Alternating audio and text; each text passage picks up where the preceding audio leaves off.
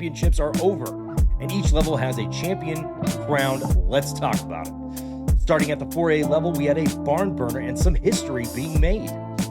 Number 5, Sumner gets the victory in this one over number 2, Lake Stevens, by an overtime finish of 41-35. Lake Stevens quarterback Blake Moser has been solid all year long, and in all honesty, he could have thrown for 500 yards in this game, and it still would have been overshadowed by an incredible, well-deserved championship game MVP performance by Sumner running back Lance McGee. This game had to be rewatched to tally up the total yardage by McGee, as noted by John Manley of the Tacoma News Tribune. The final line on this Oregon State commit, 46 carries for 368 yards, including 6 total touchdowns, all of which are now 4A state championship records. A crazy block kick that would have sealed the game for Sumner sent this game into overtime, followed up by a game-winning touchdown by, you guessed it, Lance McGee. Congrats, Lance McGee and the Sumner Spartans on becoming back-to-back 4A state champions to finish the 2025 season. Now on to the 3A level, where number 2 Mount Tahoma took on number 1 O'Day in a true Clash of the Titans matchup. In a thrilling Seattle versus Tacoma showdown, the O'Day Fighting Irish successfully defended their 3A state title with a gritty 21-14 victory over the Mount Tahoma T-Birds. The game opened with both teams struggling to find offensive rhythm, trading short, stalled drives filled with penalties, punts, and near misses. O'Day eventually broke through late in the first quarter behind a steady run game capped by a J. Sean Wilson 3-yard touchdown to take a 7-0 lead.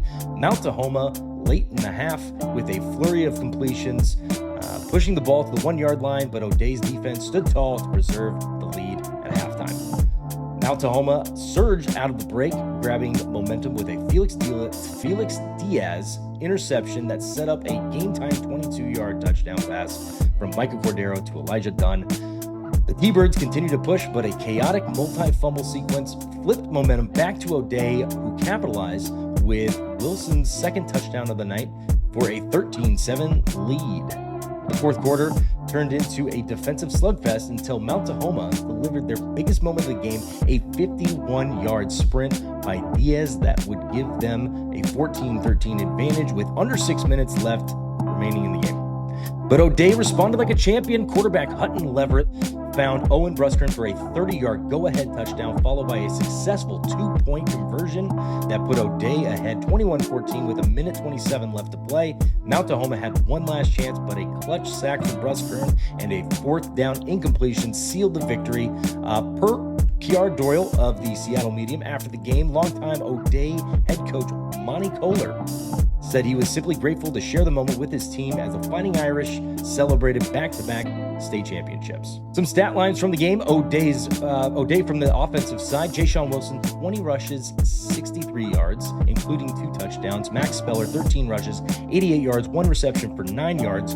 Uriah Stringfield, 12 rushes, 44 yards. Hutton Leverett, 4 rushes, 15 yards, 2 of 6 on passing for 39 yards, 1 touchdown, 1 interception. Giulio Banchero, 1 rush, 15 yards. Owen Brustkern, 1 rush for 1 yard, 1 reception for 30 yards, including a touchdown. Allias Moimoi, who had been solid all season long, didn't quite get the outcome he wanted on this one. 3 rushes, -4 yards, and David Schwerzel with the 2-point conversion catch. On to the O'Day from the defensive side. Siale, 4 tackles, 1 sack, 1 tackle for a loss, 2 forced fumbles. Heck of a game for Siale. J. Andre Castillo, 4 tackles, 1 tackle for a loss. Owen Brustkern, 3 tackles, 1 sack, 2 tackles for a loss. Nino Moksivong, 3 tackles, 2 solo, 1 assist. Jireh Oliver, 3 tackles. Cayne Rodriguez, 3 tackles, 2 solo, 1 assist. Additional contributors in this game were Elijah, Joshua Gines, AJ Gines, Brady Clisham, Ray Clark III, Patrick Merkin, and a few others that had 1 tackle each. Now on to Mount Tahoma from the offensive side. Nezie White, 17 rushes, 50 yards. Felix Diaz, 7 rushes, 32 yards. Anthony Quintanilla, 1 reception, 17 yards. Elijah Durr, 1 reception, 14 yards. Cayne Roy, 1 reception, 13 yards. Keyshawn Hines, 1 reception, 2 yards. Kamarje Davis, 1 reception, 1 rush, 1 yard. And Mikkah Cordero, 5 of 9 passing for 44 yards. 3 rushes, unfortunately, for negative 24 yards. And that moves us over to Mount Tahoma from the defensive side. Felix Diaz, 10 tackles, a game leading, 10 tackles, 7 solo, 3 assists, 2 tackles for a loss. Shan Jones, 9 tackles, 7 solo, 2 on the assist, 1 interception. Elijah Durr, 8 tackles, 6 solo, and 2 assists. Mikkah Cordero, also from the defensive side, 6 tackles, 5 solo, and 1 assist. Zane Angwe, 5 tackles. Amire Ruder Hart, 3 tackles, 2 solo, 1 assist. Tevin Jones, 3 tackles, 2 solo, 1 assist. 1 tackle also for a loss. Keyshawn Hines, 3 tackles. Kamarje Davis, 3 tackles. Cayne Roy, 2 tackles.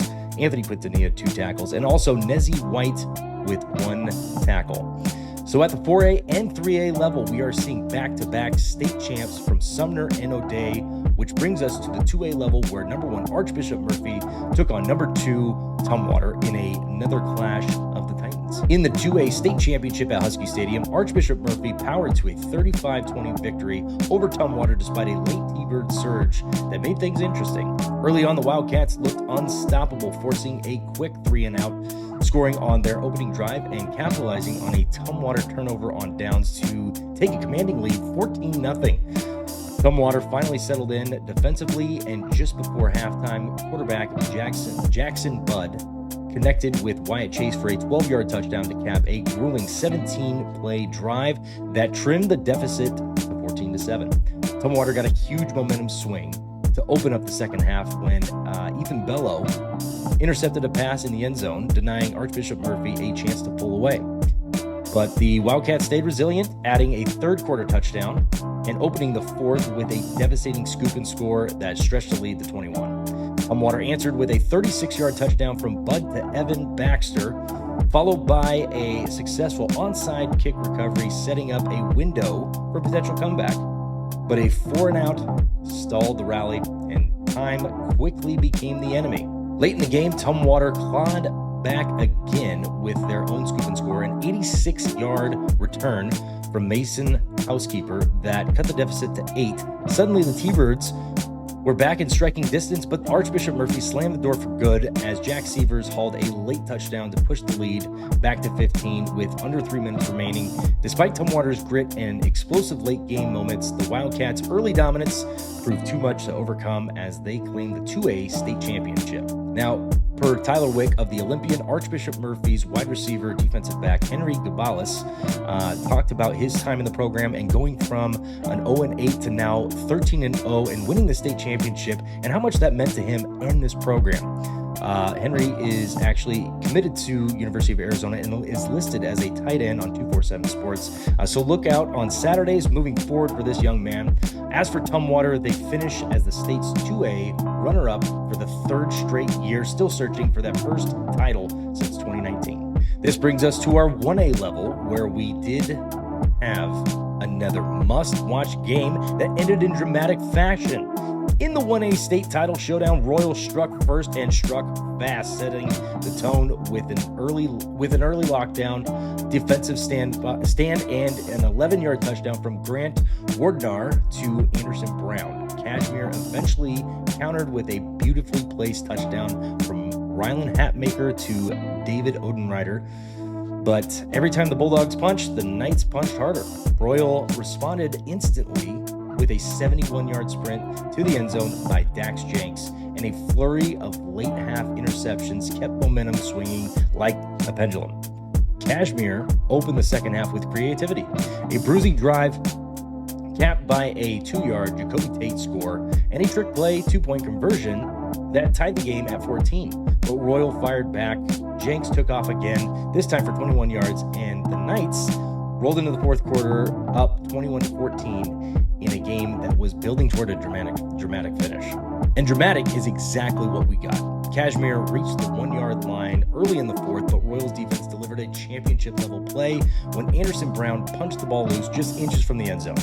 Still, the Bulldogs kept pushing. A clutch 4th-and-1 conversion, a 33-yard strike to Logan Spees, and then Hatmaker scrambling in for a touchdown with under 20 seconds left, gave Kashmir a shot at the win. Down 21-20, the Bulldogs issued the extra point and lined up for glory, but the two-point pass from Isaac Zavala grazed just beyond the fingertips of space. Royal recovered the onside kick, took a knee, and sealed another state championship in an instant classic that came down to a single play. Royals' Dax Jenks earned the Summer Holiday Inn Express Game MVP after a dominant all-around performance, racking up 244 all-purpose yards and 2 touchdowns, a 71-yard catch, and a 21-yard run on 12 carries for 143 yards and 2 receptions for 101. His big day helped propel Royal to yet another championship, further cementing the Knights as one of the premier small school dynasties in the Pacific Northwest. Their last loss came over 3 years ago on September 24th, 2022, when this senior class they were just freshmen. And with another trophy added on Saturday, the Knights capped off a decade of dominance, including a 6-peat. This team has won 6 straight state championships, and I think that needs to be talked about more. Congrats to Royal Knights and on this dynasty that they have created and on the state championship. Switching gears to the 1B level, where another number 1 versus number 2 matchup took place with number 1 DeSalles taking on number 2 Liberty Christian. DeSalles locks in a state championship with a 26-14 victory in a wild rematch to open championship weekend in Seattle. DeSalles and Liberty Christian delivered a thriller that felt more like a heavyweight trilogy fight than a 1B title game. Liberty Christian came out swinging, capitalizing on short fields and windy conditions to jump to a 14-0 lead behind 2 Trenton Ralston touchdown passes. But just when it looked like the Patriots were about to blow it open, the entire game flipped to Sal's. Caleb Bingham jumped a goal line pass and took it 100 yards the other way for the longest play in 1B title game history. More history being made right here. That monster moment sparked the Irish, who clawed back to trail just 14-12 at halftime. The second half felt like chaos in the best possible way. Turnovers, momentum swings, and defensive first football straight from the old school handbook. The Sal grabbed its first lead late in the third quarter when Bingham punched in a score, then immediately forced another fumble to keep Liberty Christian off the board. Every possession felt like a season hanging in the balance, and both defenses played like it.